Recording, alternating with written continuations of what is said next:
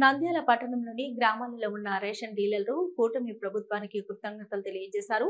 ఈ సందర్భంగా నంద్యాల పట్టణంలోని గ్రామాలలో ఉన్న రేషన్ డీలర్లు ఆనందాన్ని వ్యక్తం చేశారు. గత ప్రభుత్వంలో రేషన్ షాపులలో డీలర్లను చాలా ఇబ్బందులకు గురి చేసిందని, ఇప్పుడు కూటమి ప్రభుత్వం మా మీద నమ్మకంతో రేషన్ డీలర్లకు రేషన్ షాపులోని రేషన్ ప్రజలకు అందజేసే విధంగా తెలియజేయడం మాకెంతో ఆనందంగా ఉందని, ప్రభుత్వానికి మంచి పేరు తీసుకొస్తామని రేషన్ డీలర్లు ఆనందాన్ని వ్యక్తం చేశారు.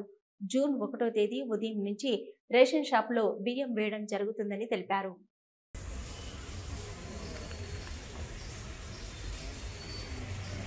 ప్రభుత్వానికి ధన్యవాదాలు. గత ప్రభుత్వం ఎండిఓ వ్యవస్థను పెట్టి డీలర్లను సర్వనాశనం చేసింది. ఈ ప్రభుత్వము మా డీలర్లకు పంపిణీ చేసే విధంగా మాపై నమ్మకం ఉంచి నిత్యావసర వస్తువులు 1వ తారీఖు నుంచి 15వ తారీఖు వరకు ఉదయం 8 నుంచి మధ్యాహ్నం 12 వరకు, సాయంత్రం 4 నుంచి రాత్రి 8 వరకు కంటిన్యూగా వేస్తామని తెలియపరుస్తున్నాం.